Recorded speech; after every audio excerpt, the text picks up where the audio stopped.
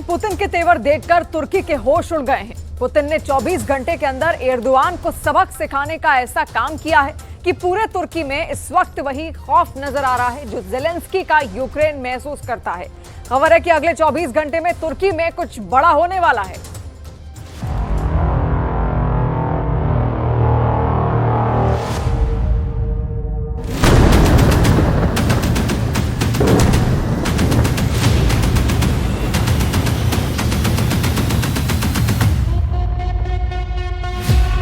ये पुतिन की बमबारी है।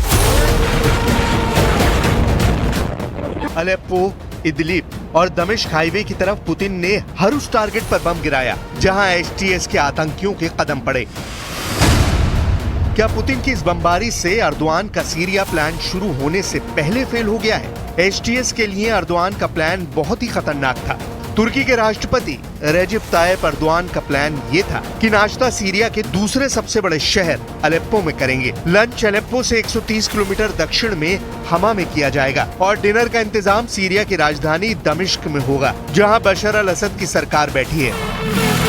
इस वक्त अलेप्पो के बाद अर्दोआन के लड़ाकों की तैयारी हमा पर पूरी तरह कब्जा करने की है, लेकिन 24 घंटे के अंदर मॉस्को से लेकर तुर्की और तेहरान से लेकर दमिश्क के बीच ऐसे समीकरण तैयार हैं कि अर्दोआन के सामने अब सरेंडर जैसे हालात बन चुके हैं। तुर्की के मीडिया में हेडलाइन छप रही है कि अर्दोआन अब सीरिया वाले युद्ध से यू टर्न चाहते हैं। Suriye'nin toprak bütünlüğünün ve milli birliğinin korunması, 13 yıldır devam eden istikrarsızlığın Suriye halkının meşru talepleri doğrultusunda mutabakatla son bulması en büyük temennimizdir.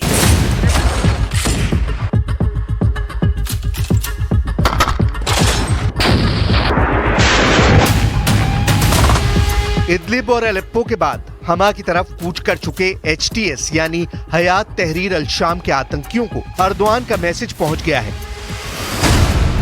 Erdogan ने कहा है कि वो नहीं चाहते कि सीरिया की अखंडता तार तार हो, यानी सीरिया के टुकड़े ना हो। अर्दोआन ने कहा कि वो चाहते हैं कि अस्थिरता खत्म हो, सीरिया के लोगों की बात मानी जाए। बात साफ है कि अर्दोआन बातचीत से मसला सुलझाना चाहते हैं और वो नहीं चाहते कि युद्ध भड़के और ये पूरा इलाका गजा और लेबनान या फिर यूक्रेन की तरह जलने लगे। अब ऐसे में अर्दोआन बैकफुट पर क्यों आए और वो क्यों चाहते हैं कि जिस हयात तहरीर अल शाम को उन्होंने सीरिया में युद्ध करने का ऑर्डर दिया, वो अब उनकी बात मानकर गोली बरसाने की जगह फूलों की बारिश करे।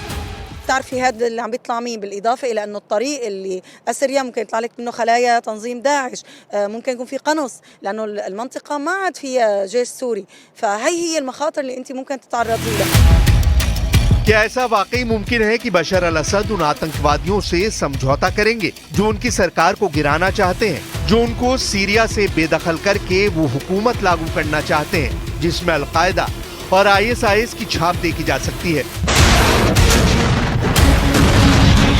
हमा के आसपास फ्रंट का दौरा करने वाले सीरिया के सेनाध्यक्ष ने जो कहा वो बात अर्दोआन के हौसले तोड़ सकती है।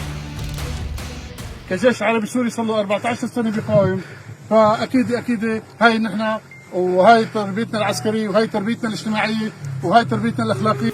एचटीएस यानी हयात तहरीर अल शाम के लड़ाकों को अपनी ISIS वाली ब्रांडिंग दिखाने में कोई हिचक नहीं। सीरिया के खिलाफ लड़ रहे इन लड़ाकों में एक आतंकवादी ISIS का छोटा सा झंडा अपने सीने पर लगाए हुए है।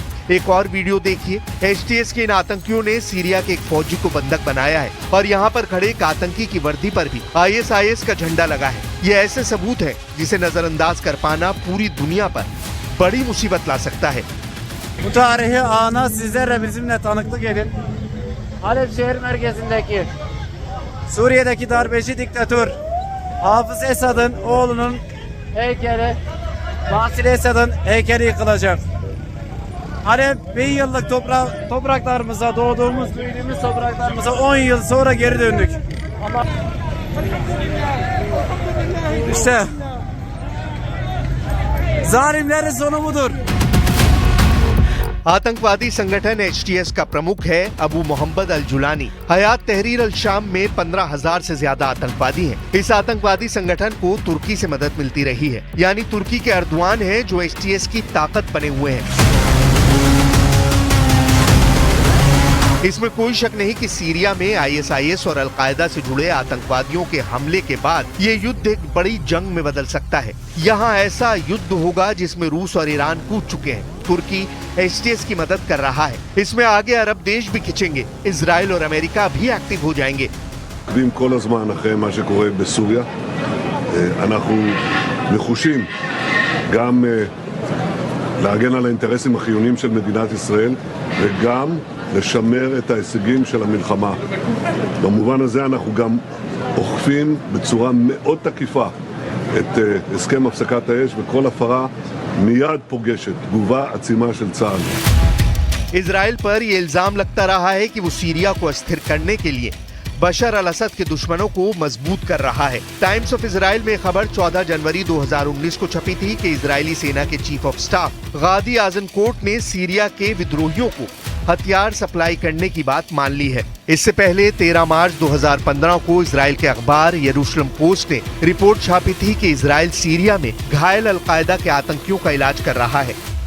نباید اجازه بدیم تروریست‌ها و توطئه‌گرها بتونن در منطقه دوباره جنگ و خونریزی را بندازن و این تلاشی است که باید انجام بدیم، حالا به صورت دیپلماسی، به صورت هماهنگی هایی که بین ما و کشورهای همسایه باید شکل بده.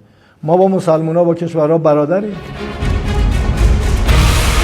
सीरिया के लिए बड़ी राहत की खबर ये लड़ाकू दस्ते हैं जो इराक से सीरिया पहुंच चुके हैं। ये वो मिलिशिया है जिसने इराक में आईएसआईएस को हराया और पहले भी सीरिया की फौज के साथ मिलकर आईएसआईएस और बशर अल असद के दुश्मनों के खिलाफ मिलकर लड़ चुके हैं। बाहरी हथियारों से लैस ये दस्ते अब अलेप्पो फ्रंट पर पुतिन के जनरल चैको की कमान में लड़ने जा रहे हैं। यही वजह है कि तुर्की समर्थित हयात तहरीर अल शाम के आतंकियों को घेरने का पूरा प्लान बन चुका है।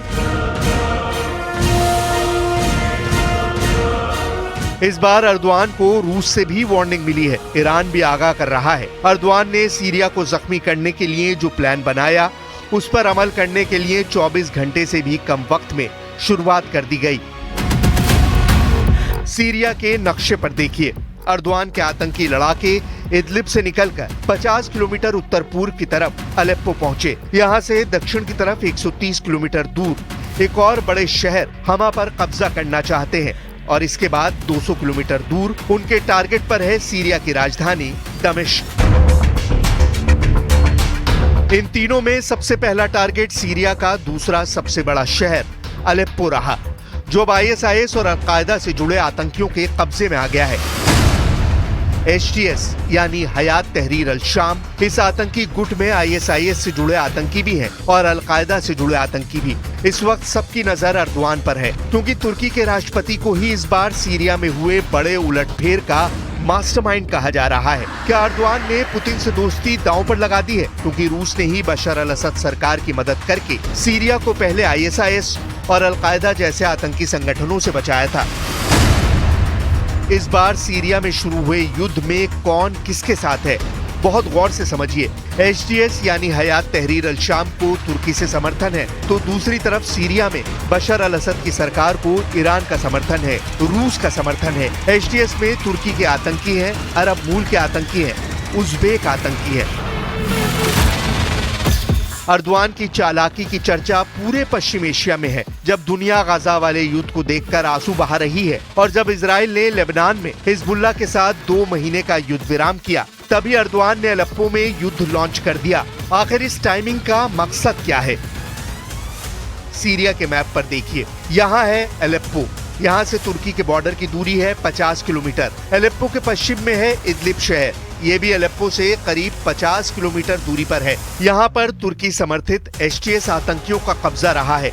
इदलिब एक बफर जोन बना जहाँ रूस और तुर्की के समझौते के बाद सीरिया की फोर्स दूर रही, लेकिन इस बफर जोन में नवंबर में ही इजराइल ने एक बड़ी एयर स्ट्राइक की जिससे सीरिया की सेना कमजोर पड़ गई। सीरिया को मिले झटके के बाद अब नवंबर के आखिर में आतंकी गुट एचटीएस ने अलेप्पो पर हमला किया और इस शहर पर कब्जा कर लिया। लेकिन 24 घंटों में बड़ा उलटफेर हो गया है और पुतिन की एयरफोर्स ने जो बमबारी की, उस एक्शन ने अर्दवान के हौसले ऐसे तोड़ दिए हैं कि लग रहा है कि अब तुर्की पुतिन के सामने नाक रगड़कर माफी मांगेगा। दुनिया में कोई नहीं चाहता कि युद्ध और देशों तक फैले। कोई नहीं चाहता कि सीरिया का युद्ध फिलिस्तीन के गाजा जैसा बन जाए, या फिर लेबनान में तब्दील हो जाए, या फिर यूक्रेन बन जाए और सीरिया फिर से ऐसी जंग के चपेट में आ जाए जिसकी आग बुझाने में महीनों नहीं बल्कि कई साल लग जाएं। दुनिया ये आग लंबे अरसे से अपनी टीवी और मोबाइल स्क्रीन पर देख रही है और पुतिन अब सीरिया की चिंगारी को बड़ी आग में बदलने से पहले बुझा देना चाहते हैं। अलेप्पो इस वक्त एचटीएस के कब्जे में है। एचटीएस पर अर्दवान का हाथ है। क्या वो अब एचटीएस को आगे बढ़ने से रोक पाएंगे? ये बड़ा सवाल है, क्योंकि अर्दवान की अगली गलती उनका आखिरी ब्लंडर साबित हो सकता है। ये वार्निंग मॉस्को से तुर्की तक पहुंच चुकी है। इसलिए सवाल उठ रहा है कि क्या पुतिन की शुरुआती बमबारी के बाद ही अर्दवान का सीरिया प्लान पहले फेल हो गया है? अर्दवान नाश्ता अलेप्पो में करना चाहते थे, फेल हो गए। अर्दवान लंच हमा में करना चाहते थे, फेल हो गए। और डिनर दमिश्क में करने की तैयारी थी, सब फेल हो गई। ताजा अपडेट ये है कि अलेप्पो हवाई अड्डे पर अर्दवान के लड़ाके मौजूद हैं। इदलिब के बाद यही एचटीएस का नया गढ़ बन सकता है। यही अर्दवान चाहते भी हैं, लेकिन इन्हें खदेड़ने के लिए रूस तैयार है, ईरान तैयार है और इराक भी गुस्से से भरा बैठा है, क्योंकि सीरिया के बाद उसका नंबर आएगा। ये स्क्रिप्ट अर्दवान 15 साल पहले ही लिख चुके हैं।